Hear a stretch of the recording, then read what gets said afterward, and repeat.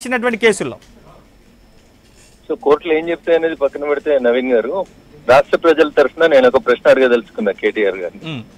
ఏడాది క్రితం వరకు 10 సంవత్సరాల వాళ్ళ పాలనలో తెలంగాణ పోలీసు వాళ్ళు ఇంద్రులు చంద్రులు, దేశంలోనే తెలంగాణ పోలీసుల కంటే గొప్ప పోలీసు వాళ్ళు లేరు, మా పోలీసు వాళ్ళ ఇన్వెస్టిగేషన్ ని ప్రపంచ దేశాలు మెచ్చుకుంటున్నాయని చెప్తారు.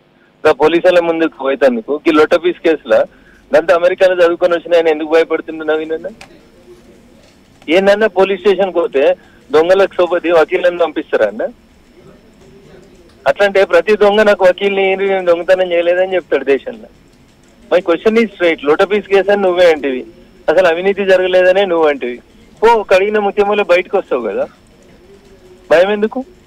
నిన్నటిదాకా ఓ మాట, పొద్దుగాల మాట, పొద్దుకో మాట, లేదంటే చెప్పమన్నారు కేటీఆర్ ని. మేము అధికారంలో ఉన్నప్పుడు తప్పు చేసినాం, రఘునందన్ రావు మీదతో పాటు ప్రతిపక్ష నాయకులందరి మీద మేము తప్పుడు కేసులు పెట్టినాం, మా పనులే తప్పుడు పనులు, తెలంగాణ పోలీసులతో మేము తప్పు పనులు చేపించినాం, అప్పుడు మేము చేపించినాం, ఇప్పుడు అవే తప్పు పనులు కాంగ్రెస్ చేస్తుందని చెప్పమన్నారు.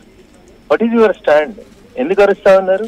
ఇన్వెస్టిగేటింగ్ ఏజెన్సీకి సహకరించుండ్రి, బాధ్యత గల పౌరుని కదా, ఏదో నా హక్కులకు భంగం కలుగుతుంది. మేము ఎమ్మెల్యేలు ఉన్నప్పుడు మాకు హక్కులు లేకుండా నవీనన్న? ఒక కేటీఆర్ కి హక్కులు ఉంటాయి, కేసీఆర్ కుటుంబానికి హక్కులు ఉంటాయా? మిగతా వాళ్ళు మనుషులు గారు, మిగతా వాళ్ళు ఎమ్మెల్యేలు కాదు, వాళ్ళకి హక్కులు ఉన్నాయా? కోర్టు ఏదో తీర్పు ఇస్తుంది, కోర్టు తీర్పు ఇచ్చేదా కాగుండ్రి, కోర్టు తీర్పు ఇచ్చింది కదా, పోయి చేతులు కట్టుకొని నిలిచవచ్చు కదా. ఎమ్మెల్యేలకు ఏం హక్కులు ఉంటాయన్నా? ఏ చట్టం చెప్పింది ఎమ్మెల్యేలను అరెస్ట్ చేయొద్దని? కేటీఆర్ గారు టీఆర్ఎస్ పార్టీలు తెలుసుకోవాల్సింది ఏంటంటే, ఈ దేశంలో ఇద్దరు వ్యక్తులకి అరెస్ట్ నుంచి ఎగ్జంప్షన్ ఉంది. ఒకటి ఈ దేశ తొలి ప్రథమ పౌరుడు, దట్ ఈస్ రాష్ట్రపతి. 2 రాష్ట్రాల గవర్నర్లు. వీళ్ళు ఆ కుర్చీలలో ఉన్నప్పుడు వాళ్ళని అరెస్ట్ చేసే అధికారం, వాళ్ళ మీద కేసులు రిజిస్టర్ చేసి ఇన్వెస్టిగేట్ చేసే అధికారం భారతీయ శిక్షా స్మృతిలో ఎక్కడా లేదు. ఆ ఇద్దరికి తప్ప ఎవరినైనా ఎప్పుడైనా ఒక ఎస్ఐ స్థాయి అధికారి వచ్చి అరెస్ట్ చేయొచ్చు. ఎందుకు భయపడుతున్నావు? చెప్పలేదా నవీన్ గారు? వీళ్ళు దేశంలో నెంబర్ 1 పోలీస్ తెలంగాణ పోలీస్ అని చెప్పలేదా? భద్రత మాదే, బాధ్యత మాదే అని రింగ్ టోన్ ఇచ్చింది మీరు కాదా? 1200 కోట్లు పెట్టి కమాండ్ కంట్రోల్ కట్టింది మీరు కాదా?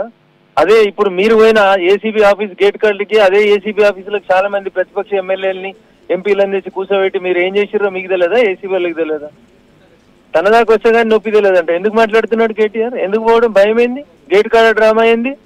సోషల్ మీడియా ఉందని, 30 యూట్యూబ్ ఛానల్ నడుపుతున్నా అని, అమెరికాకి వెళ్ళి, కెనడాకి వెళ్ళి, దుబాయ్కి వెళ్ళి ప్రచారం చేయించుకుంటున్నా అని, వాటి కోసం ప్రచారం కోసం ఈ స్టంట్లు, పబ్లిసిటీలు తప్ప why can't you obey the law? చట్టం ముందు అందరూ సమానమే కదా.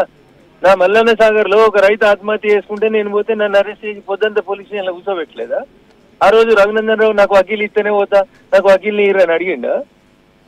దేశంలో ఏదన్నా నేరస్తునికి వకీలని ఇచ్చే ప్రయోజనం ఉందా? ఈ టెక్నికాలిటీస్ అని మీరు చెప్తున్నారు. సో ఇక్కడ సింపతి అనేటువంటి అంశాన్ని కూడా ఇటు తెలంగాణ రాజకీయాలు కావచ్చు, ముఖ్యంగా దేశవ్యాప్తంగా, ముఖ్యంగా 2 తెలుగు రాష్ట్రాల్లో కనుక చూస్తే, సో అరెస్ట్ అయినటువంటి లీడర్లకు ఖచ్చితంగా సింపతి వస్తుంది. సో వాళ్ళు భవిష్యత్తులో ముఖ్యమంత్రులు అవుతారు అనేటువంటి ఒక ఇంప్రెషన్ కూడా కల్పిస్తున్నారు. సో కేటీఆర్ కూడా ముందు నుంచి చెప్తున్నారు, అరెస్ట్ అయితే ఏమవుతుంది, జైల్లో కూర్చుంటాను, తర్వాత